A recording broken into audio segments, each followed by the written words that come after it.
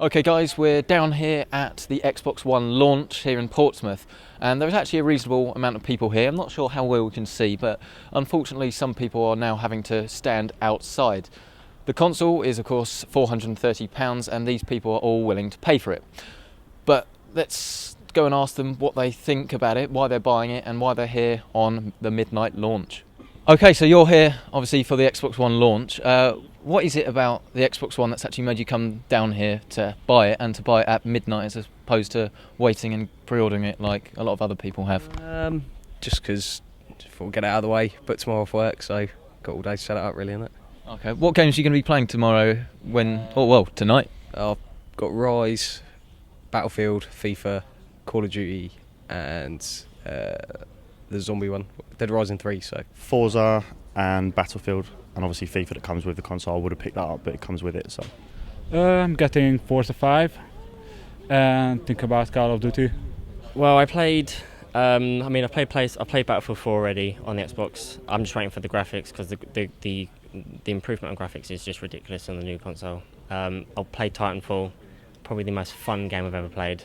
I'm a huge Halo fan, but this is getting up there to one of my favourite games, and I only played 3 levels of it. COD is getting a bit dead now. They're trying to play, I don't know what they're trying to do, but then it's not working. They're slowly dying. Rise, I played Rise already, and I loved the graphics. It's just, admittedly there's only a 2-hour, 3-hour gameplay, but I don't really think you should penalise a stunning game and really good 3-hour gameplay than 8-hour dead, boring game. What is it about the PlayStation 4 that kind of deterred you from it, as opposed to obviously the Xbox, which you're here today to buy? Always been a fan of the Xbox ever since the 360 really, and the original Xbox, so just thought why not carry it on. Well, being better than PlayStation, just in everything. Probably how it brings all your entertainment to one place, I think, and just the voice. Just I don't know. They've done a really good job doing it, integrating everything into it. I've been looking at this I've been waiting for this for about 6 years. Properly excited for about 2. It's brand new technology being introduced into the home, and it's amazing. Mainly because I always been an Xbox player. Try to keep my gamer score, to be honest. PlayStation 4 just doesn't match up for me. The games aren't as good as when they do get released. I've been an Xbox fan now for 5, 6, 7 years, I think. Nothing will make me go back to the PlayStation. What do you think about the fact that some of the games are running at a lower resolution and arguably lower quality on the Xbox One as opposed to the PlayStation 4? Obviously that hasn't affected your buying decision. Do you think it matters at all? No, not really. I think 720 is not too bad. I think it gives the developers space to improve stuff in the future, so they know they've got a base to work on, and now we know what the improvements can be. Not so much, because I kind of see this as the beginning of it. So hopefully, as more developers get used to the technology, the games will improve. So whilst they may not be as good now, hopefully when developers get used to the technology, they'll get better in the future.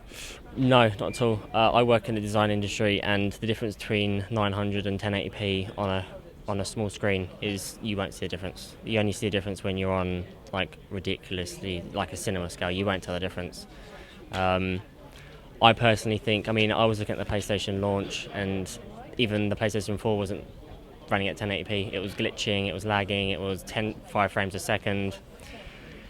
I'm very against resolution. I'm all about graphics, but if you've got a stunning 900p or a glitchy 1080p, I'll take 900 any day. What do you think then about Dead Rising 3 running at 720p, 30 FPS? I'm not really a Dead Rising fan, but 360's been playing 720 for 7 years, but no one's really been complaining. Don't you think we should be moving on a bit? Yes and no. Sony just brought out a 4K television. They don't need it. Nothing is even shot in 4K these days. It's not about moving on. It's about what we have nowadays. How many a lot of games are now played on 720p TVs.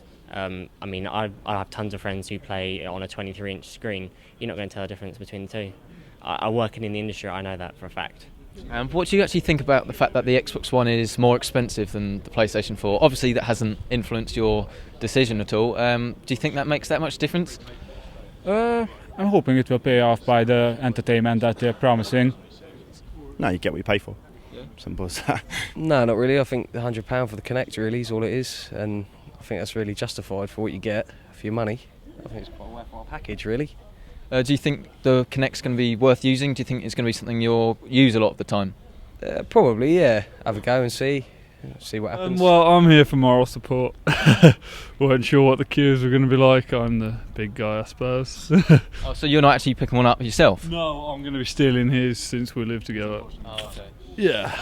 If you were going to be buying a new console, what one would you be buying?